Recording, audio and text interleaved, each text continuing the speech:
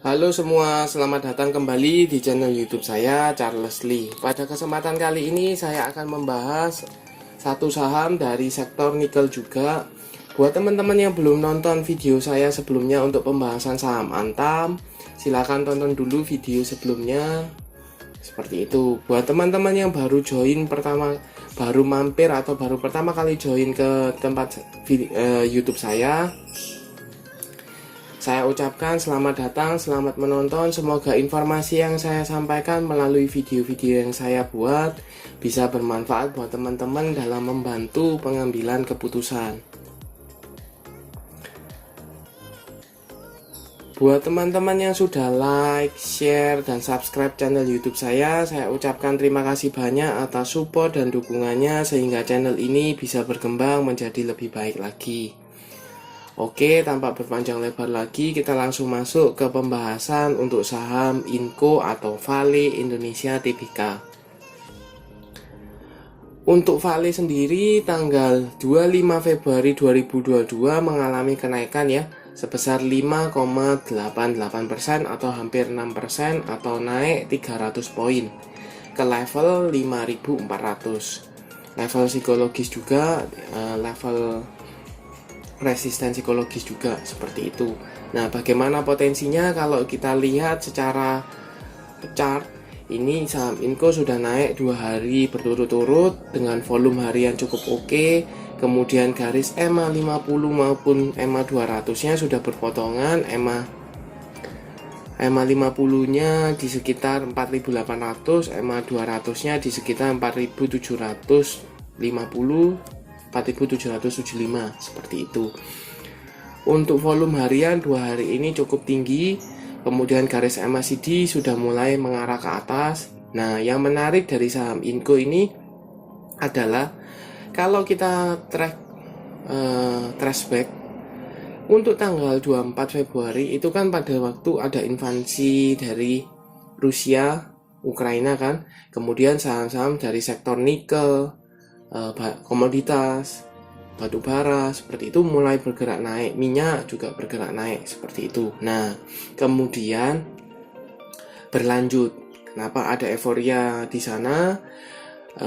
Saham-saham sektor tersebut itu mengalami kenaikan, kemudian didukung dengan adanya laporan keuangannya untuk saham Inco. Untuk laporan keuangan dari saham Inco ini kurang lebih sama dengan ekspektasinya ya, yaitu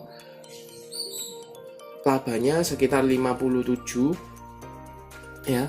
Kemudian untuk penghasilannya atau penjualannya itu penghasilannya di sekitar 3,75 T sesuai dengan ekspektasinya seperti itu. Nah, kinerja yang cukup bagus dari saham Inco ini menjadi sentimen positif untuk Inco sehingga direspon pasar dengan cukup tinggi ya untuk pergerakan dari saham Inco-nya sendiri.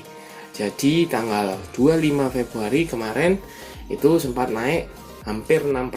Nah, pertanyaannya apakah euforia ini atau sentimen positif ini bisa mengangkat dari saham Inco ini untuk lebih dari 5.400 seperti itu. Kita coba cek untuk broker summary-nya, apakah saham Inco ini sudah ada masih ada akumulasi atau malah mulai distribusi untuk taking profitnya seperti itu. Kita coba cek selama 1 minggu ini. Selama 1 minggu ini ada akumulasi yang cukup masif ya,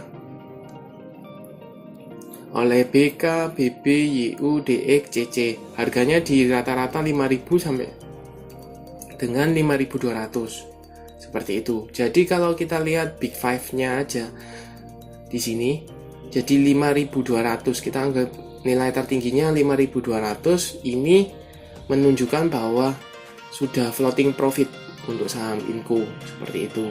Nah, bagaimana potensinya? Kalau saya lihat karena sudah cukup tinggi, kemudian di sini sempat beberapa kali gagal bertahan ya di sini. Di retest, kemudian sempat fast breakout, kemudian turun kembali, dicoba retest, gagal bertahan, turun kembali seperti itu. Jadi 5.400 ini cukup kuat untuk menahan pergerakan dari saham Inco.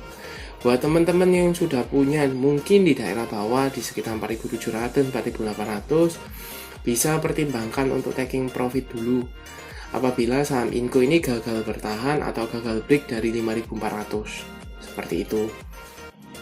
Jadi ketika dia nanti gagal, misalnya gagal break, maka teman-teman bisa manfaatin untuk taking profit.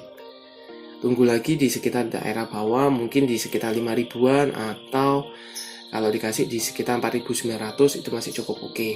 Tetapi kalau seandainya dia Inco ini melanjutkan kenaikan ya, tanggal 1 Maret masih direspon positif dengan candle hijau, kemudian volume harian cukup oke, confirm dia berhasil break dari 5.400, maka teman-teman bisa taking profit sebagian, kurangi posisi. Kenapa? Karena kalau di trace dari sini 5.400 sampai dengan 5.500 ini resisten yang cukup kuat untuk pergerakan dari saham Inco.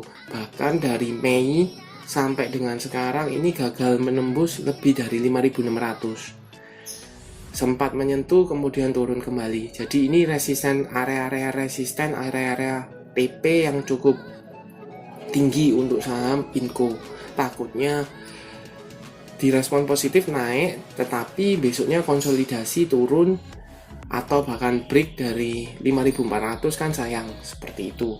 Jadi kalau menurut saya teman-teman yang sudah punya mungkin bisa pertimbangkan, tidak harus, cuman mungkin bisa pertimbangkan untuk taking profit sebagian, hold aja sebagian. Kalau seandainya dia naik lagi, misal naik lagi, teman-teman bisa tambah muatan, is okay. Tapi kalau seandainya sahamnya turun, maka teman-teman sudah mengamankan profitnya sebagian, tinggal nanti TP kalau seandainya break dari 5.400, seperti itu. Oke, itu untuk analisa saham Inco. Terima kasih sudah menonton sampai akhir. Jangan lupa like, share, dan subscribe channel YouTube saya, dan nantikan video-video selanjutnya. Terima kasih.